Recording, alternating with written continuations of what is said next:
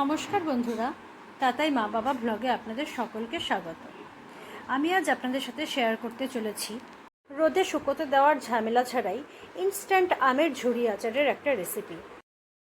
এই আচারটা বানানো অত্যন্তই সহজ, কাজেই আপনারা বাড়িতে এটা বানিয়েই ফেলতে পারেন।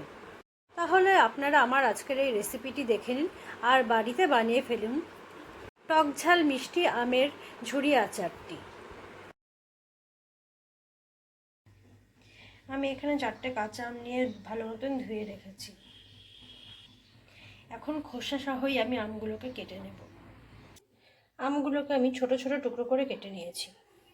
এখন একটা মিক্সিং জার আমি আমগুলোকে দিয়ে দেব। তবে সবকটা আম একবারে দেওয়া যাবে না, সেজন্য আমি অল্প অল্প করে দিয়ে দিচ্ছি। আর এর মধ্যে আমি দিয়ে দিচ্ছি আদা আর কয়েকটা রসুনের কোয়া।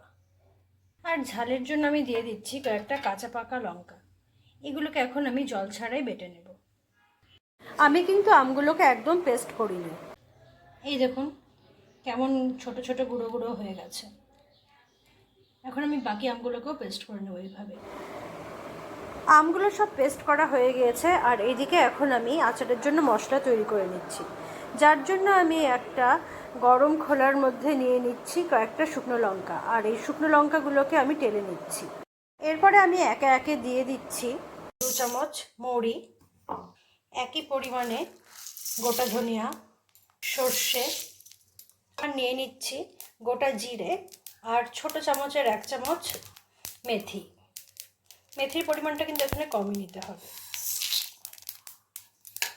এবার সব কিছুকে আমি হালকা টেলে নেব।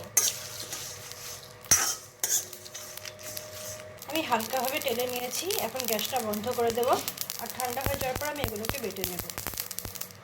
মশলাগুলো ঠান্ডা হয়ে যাওয়ার পরে আমি গুঁড়িয়ে নিয়েছি। আমি কিন্তু খুব একটা মিহি করিনি, দেখতেই পাচ্ছেন দানাদার ভাব আছে। আমি এদিকে একটা পাত্রে কিছুটা সর্ষের তেল নিয়ে নিয়েছি আর এটাকে এখন ভালো মতন ফুটিয়ে নিচ্ছি। তেলটা জাল হয়ে গিয়েছে। এখন আমি তেলটাকে বন্ধ করে দেব আর ঠান্ডা করে নেব।